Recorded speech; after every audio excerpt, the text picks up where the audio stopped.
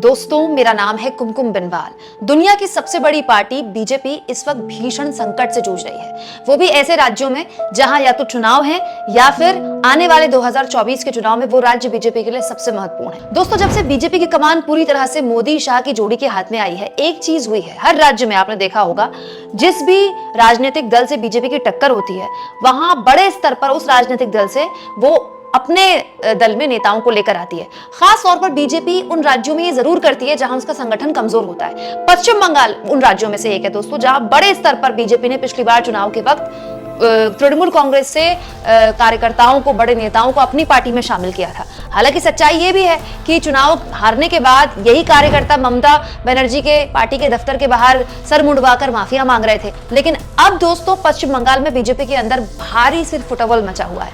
ये खबर देखिए जिसमें साफ लिखा है कि ऐसे बीजेपी के कार्यकर्ता बीजेपी के ही दफ्तर, यानी कि अपनी ही पार्टी के दफ्तर के बाहर नारेबाजी करने लगे और विरोध प्रदर्शन करने लगे। ऐसा बहुत कम सुनने को मिलता है। अमूमन हिंदी पट्टी के राज्यों में तो ऐसा सुनने को नहीं मिलता है। बीजेपी के कार्यकर्ता बड़ा अनुशासन में रहने की कोशिश करते हैं, लेकिन तृणमूल कांग्रेस से यहाँ पर लड़ते लड़ते वो अनुशासन शायद खत्म हो गया। दोस्तों, इन कार्यकर्ताओं का आरोप है कि जो डेडिकेटेड कार्यकर्ता थे, जो लगातार इतने सालों से बीजेपी की आवाज बुलंद कर रहे थे, तृणमूल कांग्रेस के खिलाफ लड़ाई लड़ रहे थे, उनकी जगह उन नए लोगों को पार्टी के अंदर तवज्जो मिल रही है जो दूसरी पार्टियों से आए हैं। दोस्तों, इन कार्यकर्ताओं ने कहा कि ये बारासात इकाई के नए अध्यक्ष के रूप में तरुण घोष की नियुक्ति के खिलाफ हैं, क्योंकि तरुण घोष तृणमूल कांग्रेस के करीबी हैं और तृणमूल कांग्रेस के करीबी किसी शख्स को अगर ऐसा पद दिया जाएगा तो 2024 में बीजेपी कैसे लड़ेगी। और ये बात खुद बीजेपी के कार्यकर्ता बीजेपी से कह रहे हैं। और ये केवल पश्चिम बंगाल में कतई नहीं हो रहा है, आप मध्य प्रदेश में चले जाइए, एग्जैक्टली इन्हीं हालातों से बीजेपी गुजर रही है। वो ज्योतिरादित्य सिंधिया जो बड़ी शान से अपनी पार्टी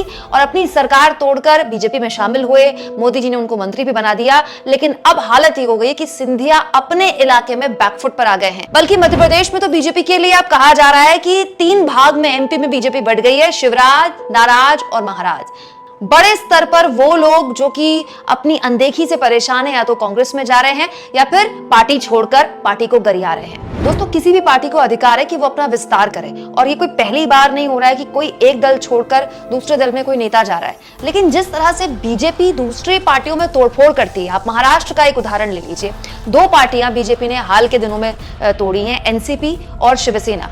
वहां से आप लाकर बड़े नेताओं को डिप्टी सीएम तो बना सकते हैं, मंत्री भी बना सकते हैं, लेकिन वो बेचारे विधायक जो सालों से या फिर कह दीजिए कि दशकों से अब उस राज्य में अपनी पार्टी का झंडा उठाए हुए हैं, उनका तो हक मारा जाता है ना। अब आप सोचिए, एनसीपी के जो विधायक बीजेपी की सरकार में बड़े बड़े मंत्रालय लिए हुए हैं, अगर वो ना होते तो किसी बीजेपी के विधायक को मंत्री बनाया जाता, उनको मलाईदार मंत्रालय मिलता। दोस्तों, आदमी पॉलिटिक्स करता क्यों है? सत्ता के लिए। और जब सत्ता में होने के बावजूद भी आपको सत्ता का फायदा ना पहुंचे तो स्थिति यही होती है। दोस्तों, ये जो तोड़ फोड़ वाली राजनीति बीजेपी ने शुरू की थी, क्या आपको लगता है कि खुद उसके लिए मुसीबत बन सकता है? कमेंट बॉक्स में जरूर लिखें, और जितना हो सके चैनल को शेयर करें, सब्सक्राइब करें, और थैंक्स और ज्वाइन के ऑप्शन से अगर आप चाहें तो कुछ आर्थिक मदद भी चैनल की कर सकते हैं।